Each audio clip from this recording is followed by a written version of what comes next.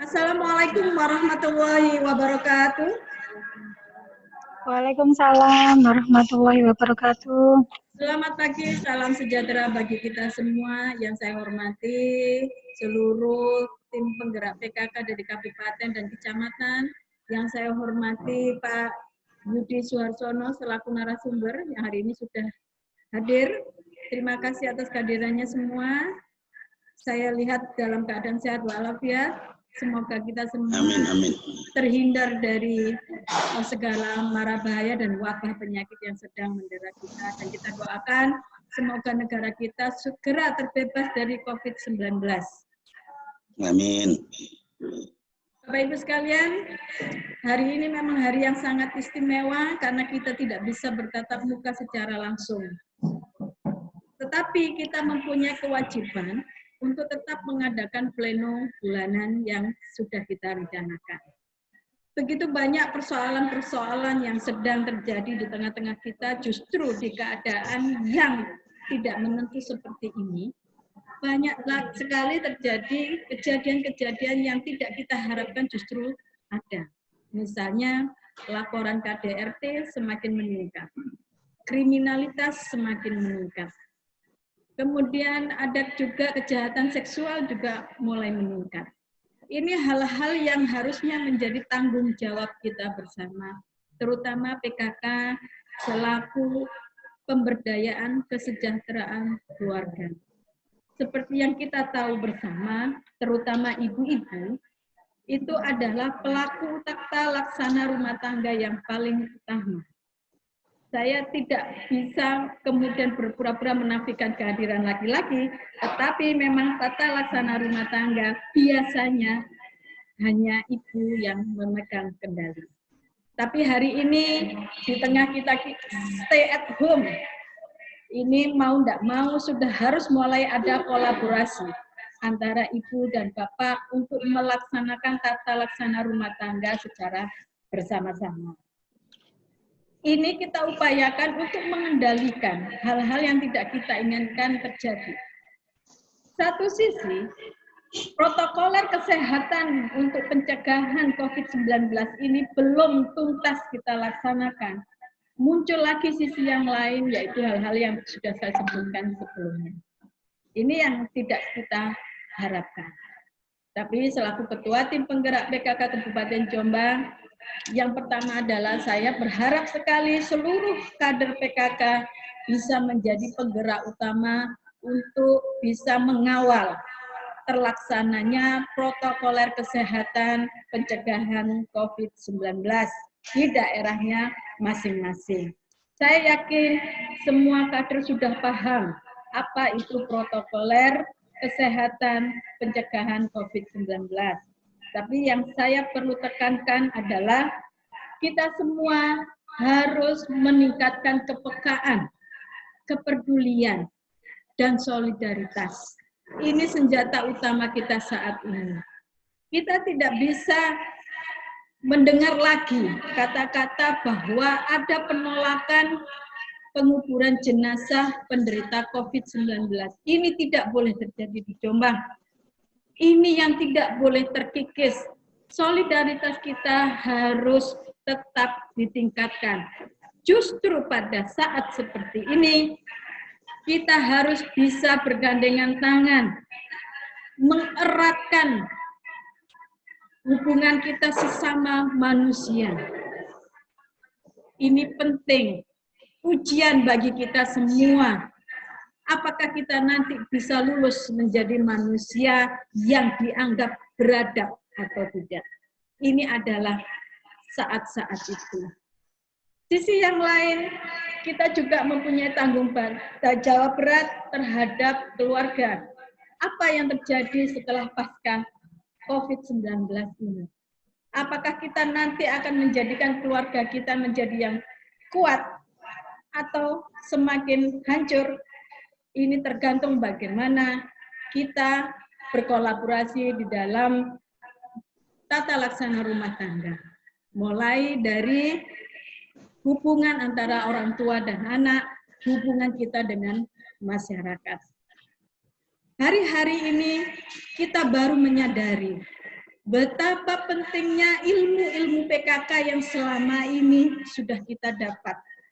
Kalau kita sebelumnya aktif mengikuti kegiatan PKK dan menerapkan ilmu-ilmunya, saya yakin pada masa-masa seperti ini tidak akan ada kesulitan. Contoh pertama, untuk Pokja 1, bagaimana membangun kegotong royongan.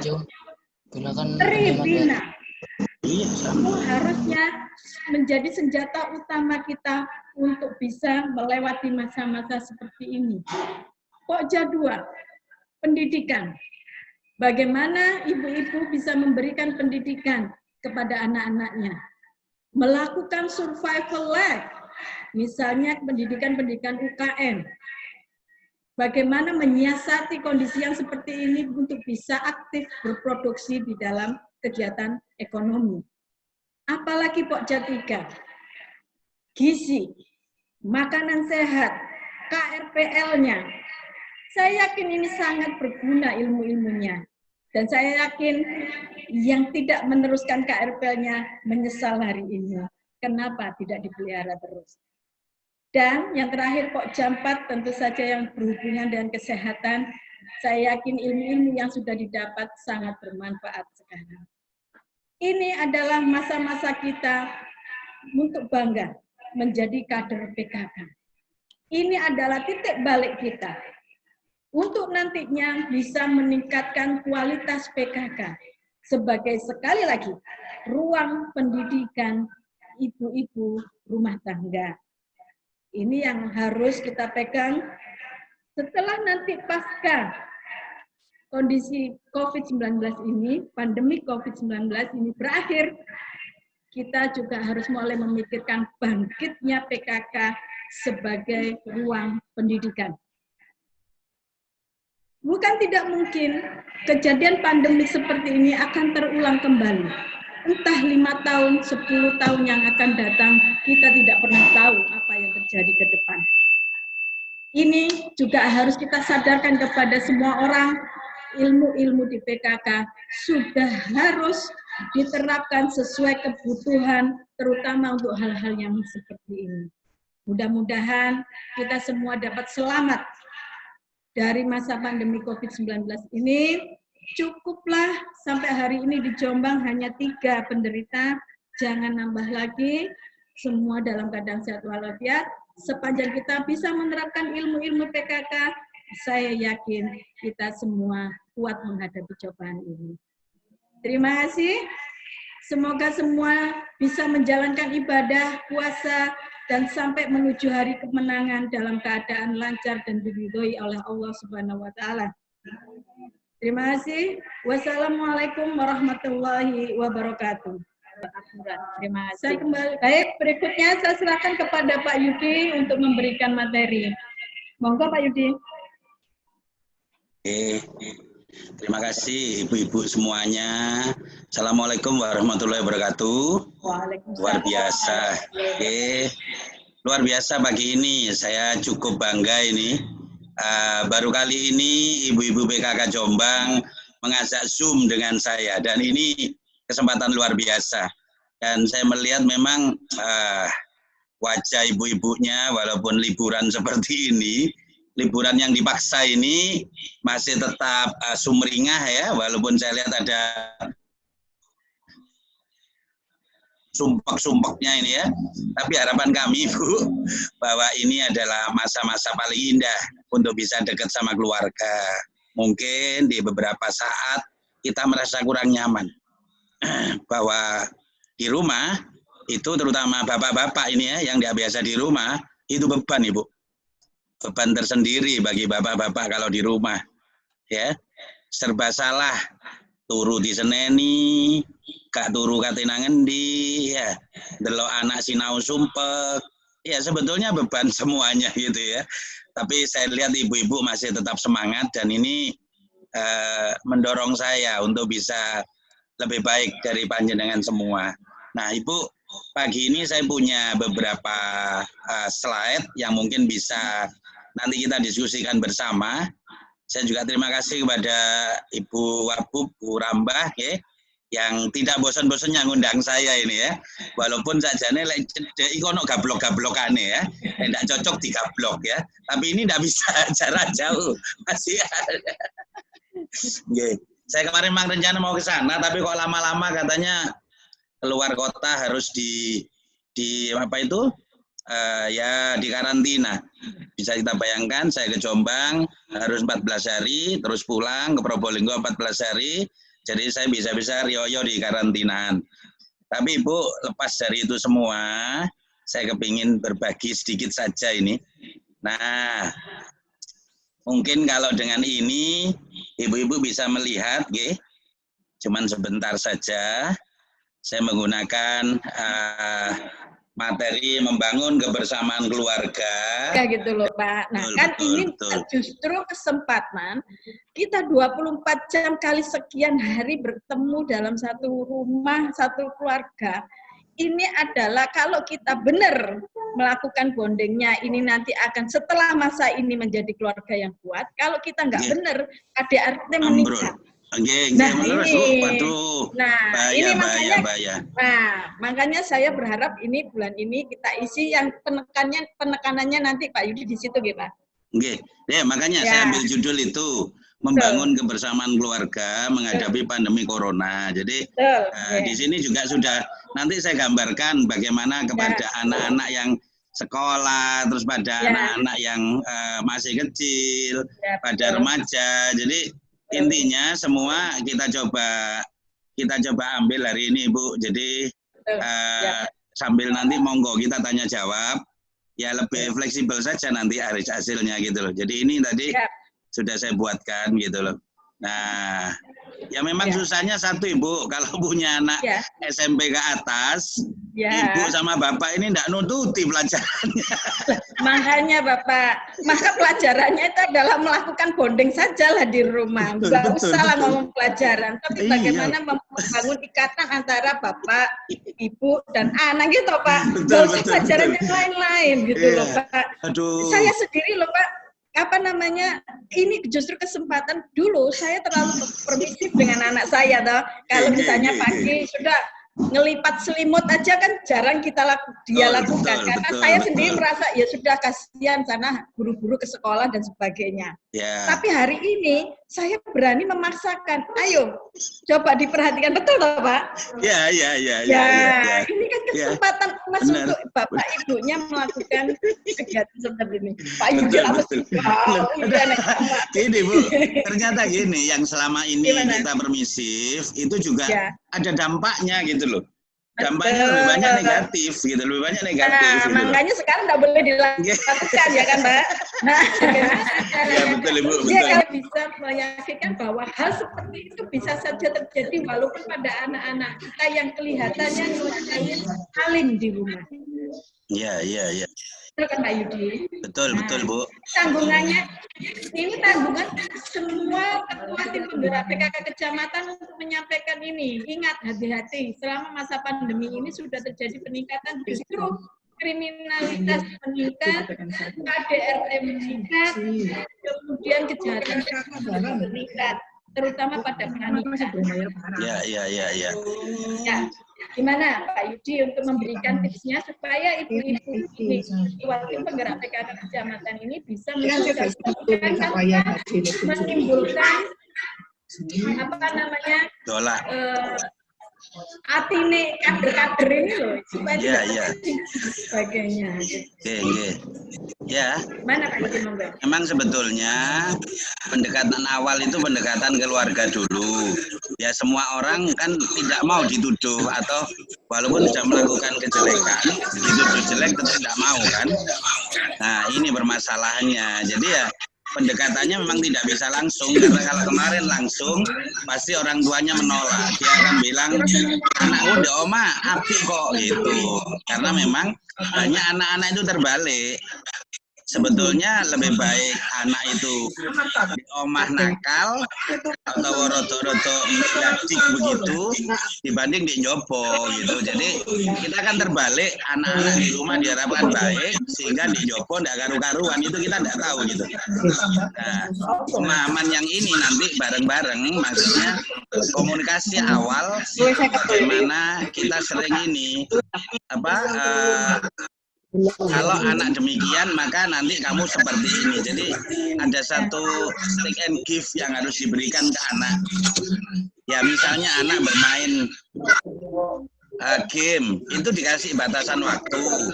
Jam sekian kamu harus begini. Nah, tapi juga orang tua harus bisa melihat bahwa memang kondisinya sekarang ini kalau di rumah semua serba sumpuk gitu. Sehingga bisa jadi apa itu istilahnya, permainan-permainan di luar itu menurut mereka lebih menarik gitu. Nah, ini yang juga perlu diwaspadai. Sebetulnya begini loh, tugas itu bukan hanya untuk ibu loh, tapi balik lagi, bapak itu kan makhluk yang unik, susah diajak bicara. Sehingga ibulah apa-apa yang kena gitu. Kalau ada apa-apa pasti gini, terus kowe kono aturan. Sebetulnya tidak harus begitu. Makanya peran ibu di masa seperti ini menurut saya lebih berat dibanding bapak gitu. Karena memang tidak usah jauh-jauh kalau melihat misalnya saat bapak atau saat anak-anak itu belajar, bapak itu cuma melihat dari jauh terus pergi. Ibunya yang bingung gitu ya. Apalagi kalau sudah masa-masa seperti ini, punya anak SMP aja sudah nggak nututi ibu yang ngajari gitu. Saya pun juga kalau ngajari anak SMP, SMA, ya wes manut aja terserah gitu loh. Jadi memang komunikasi hati yang dibutuhkan. Bagaimana cara mulai untuk mengenal anak lebih dekat gitu. Ya. Nah, ini yang persoalan sebenarnya bagaimana teman-teman ketua tim penggerak PKK kecamatan ini mampu mensosialisasikan hal ini. Ya, sekali lagi, ini makanya kok saya belum melihat ada kesamben ya. Nah, ini saya senang kalau misalnya karena kesamben kemarin ada kasus ibu ya, jadi anak SMP ya. Jadi ini perhatian juga untuk yang lain-lain juga. Ini anak SMP sudah berani melakukan kegiatan orang dewasa di kota lain. Nah, ini yang harus kita perhatikan bersama ibu-ibu. Ini posisi kita memang apa ya? Nah, ini kan posisi bosan. Kalau saya boleh berpendapat, Pak Yudi, sebenarnya kenapa anak-anak kurang perhatian, bukan? Tetapi justru karena kita tidak memberi fokus yang lain pada mereka, sehingga mereka ada kecenderungan melakukan hal-hal yang bagi mereka makna asik tanda kutip, itu kan Mbak Iti? Ya, ya. Contoh sederhana yang selalu saya sampaikan di sebuah kampung ya, harus ada yang namanya proses regenerasi dengan cepat. Yang dewasa mengajari yang remaja untuk menjadi karang taruna, yang karang taruna juga tidak boleh berhenti, juga adiknya yang SD. Sehingga anak SD, SMP sekalipun, mereka akan fokus pada kegiatan yang berada di kampung. Kegiatan-kegiatan rutinitas di kampung. Sehingga mereka nggak kober mikir yang lain-lain. Karena ada fokus beban tugas yang diberi. Saya yakin, kalau ibu-ibu atau bapak ibu yang di rumah saat-saat seperti ini, anak-anak diberi fokus kegiatan yang menjadi tanggungan mereka, saya yakin mereka nggak akan mikir yang lain-lain, betul tak Pak? Ya. Nah, cuman ini kan bukan sesuatu yang gampang, karena bapak ibu saya itu bukan guru. Betul. Nah, artinya kami ini bukan orang yang bisa membuat kurikulum A, B, C, D, sampai Z dalam waktu yang tidak menentu. Nah, ini kita tidak tahu berakhir. Ya, termin pertama kan memang hanya sampai di tanggal 29 Mei. Ini termin pertama. Ya. Ini masih bisa saja akan menjadi lebih panjang lagi kalau memang kenyataannya penderitanya semakin tinggi. Betul, Pak Yudi? Iya, iya, betul. Sehingga sama dengan Bapak Ibu ini dikasih tugas membuat kurikulum yang tidak tahu berapa semester karena nggak jelas sekolah di rumah ini nanti berapa semester. Iya Pak Yudi. Iya, iya, betul. Ini loh Pak Yudi, jadi keresahan orang tua saat ini kan di sini. Iya. Kalau untuk anak SMP masih ada tugas ya, Bu ya? Ada, SMP ada. Tapi itu pun hanya 2 mata pelajaran dalam 1 hari, dalam waktu 3 jam selesai. Iya. 24 jam. Dikurangi tidur 8, berarti tinggal 16 jam. Dikurangi 3, tinggal 13 jam. 13 jam dikurangi yang lain, aktivitas pribadi dia katakanlah 3 jam. Masih ada 10 jam sisa yang harus mereka lakukan. Banyak, Pak. Gitu loh, Pak. Ya, memang ini. Itulah yang harus kita pikirkan untuk diisi dengan apa. Betul. Ya, Ibu. Memang saya juga terima banyak keluhan, Pak Yudi. Praying ini piye, terus kita orang tua itu harus gimana? Karena memang mereka baru menyadari bahwa jadi guru itu sumpek ya Pak Yudi ya. Saya saja bukan guru, aduh ndelok anak iki ya opo ya. Dikandani ndak kena dicewir iki mek guyu tok ya. Tapi ya pancet gak ngerti-ngerti ya. Apalagi kalau lagi pelajaran sejarah itu anak cenderung agak ngawur-ngawur supaya cepat selesai gitu. Sempat Patih Gajah Mada ketemu sama Bung Karno, ini apa ceritanya? Patih Gajah Mada ketemu sama Bung Karno ini. Ya. Jadi ya beberapa kegiatan dijadikan satu karena sifat anak memang kepingin apa-apa cepat selesai. Nah, sedangkan yang dihitung ibu itu benar bahwa masih ada sisa 10 jam anak-anak itu dengan kita gitu loh. Kalau misalnya di sekolah sudah diambil semua sisa itu. Halo. Sudah diambil semua sisa itu sehingga kita merasa nyaman. Tapi begitu sama guru sekarang dikembalikan ke kita semua, ya alhamdulillah kita secara positif nyadari jadi guru itu sumpek gitu loh. Ya. Dia harus ngatur kelas itu duduk bukan anaknya loh. Satu kelas itu bukan anaknya tapi harus berbaik-baik. Terus diomongi barang ora kene. Nah, katanya diketak ini bukan anaknya sendiri ya. Kalau orang tua masih bisa loh, sumpek rada dijewet titik. Tapi ini lain, ini anaknya orang gitu. Jadi permasalahannya lebih rumit. Saya nanti punya Ibu beberapa hal ya. Jadi misalnya kalau lagi santai sepakatan sama anak bahwa anak tidak boleh ada password untuk handphone, tidak boleh. Nah, guru atau orang tua sekarang harus pakai sistem reward and punishment, itu harus. Ya lek kowe engko mari main rewangono ibu ini, lek mari ini rewangi ibu ini. Itu harus tetap ada gitu.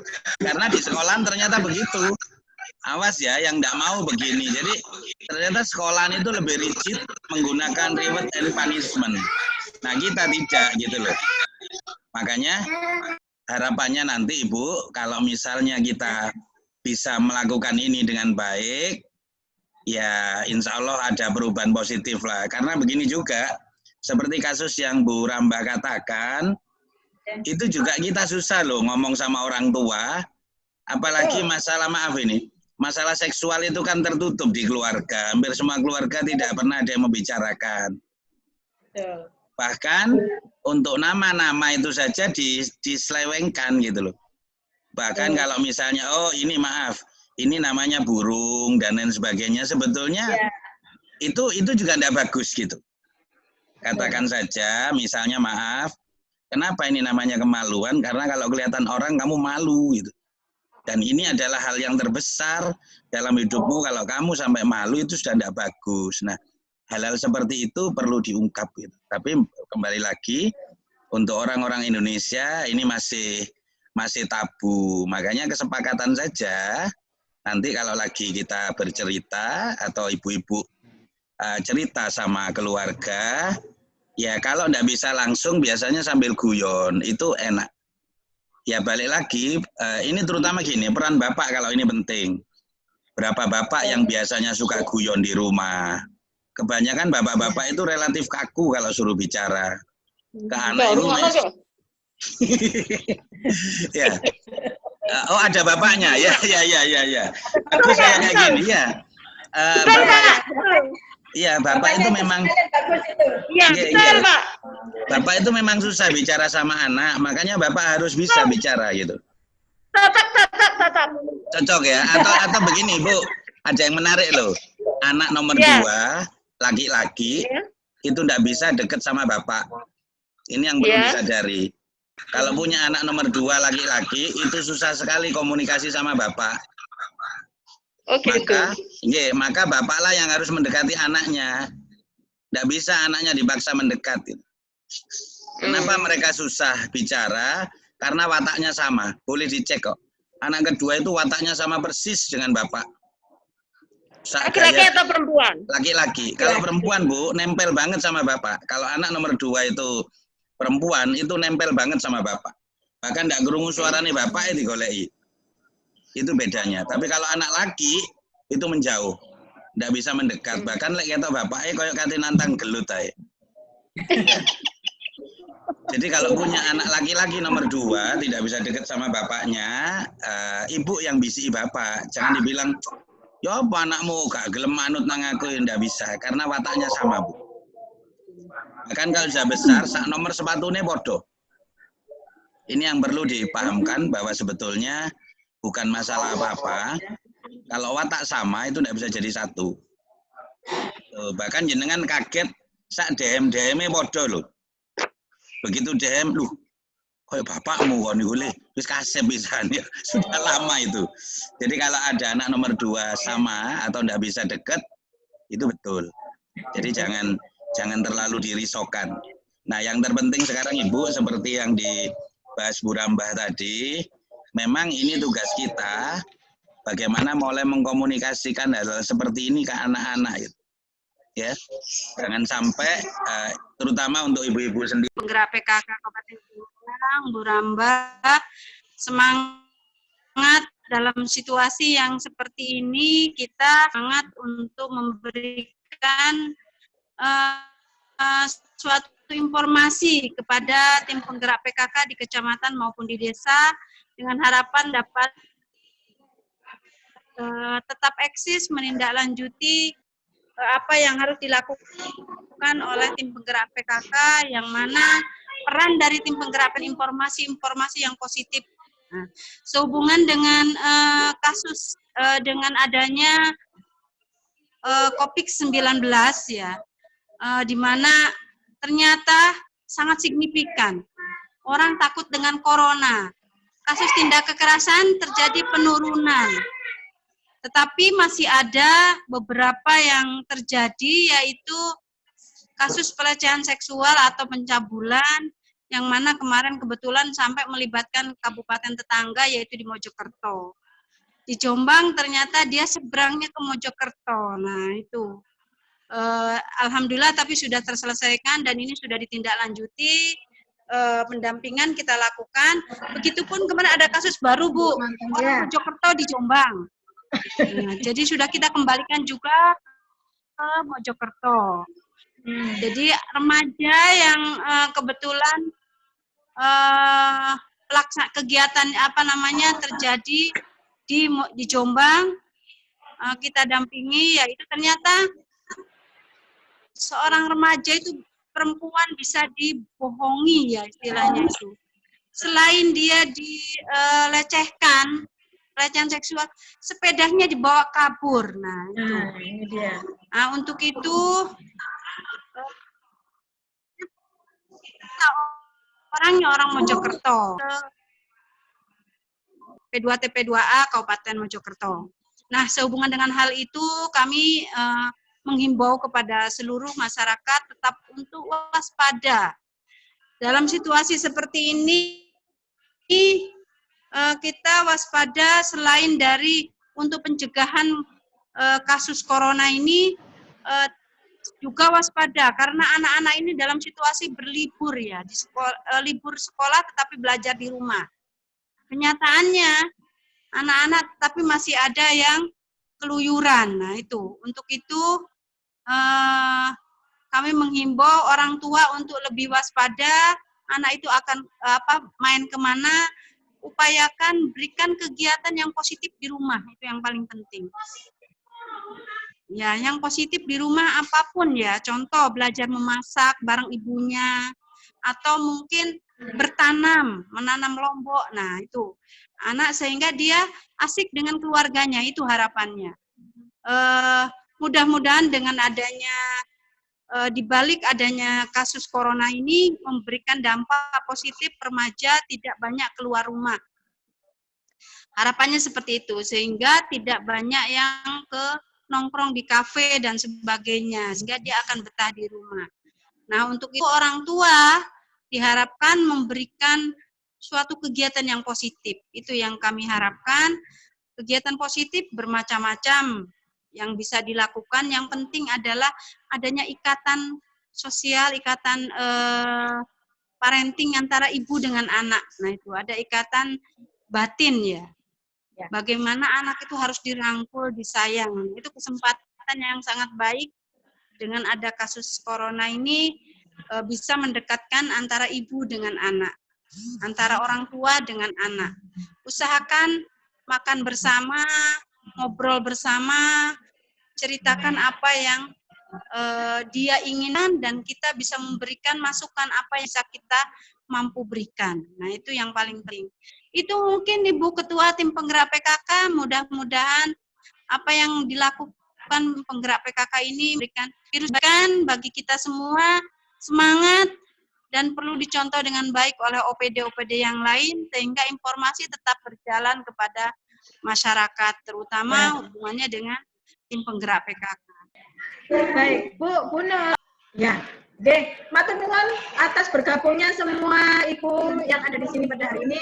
Mudah-mudahan pertemuan kita kali ini mendapat berkah dan ridho dari Allah Subhanahu wa taala. Kurang lebihnya kami mohon maaf. Mudah-mudahan di pertemuan berikutnya kita bisa mendapatkan koneksi yang lebih baik lagi. Terima kasih. Saya akhiri. Wassalamualaikum warahmatullahi wabarakatuh.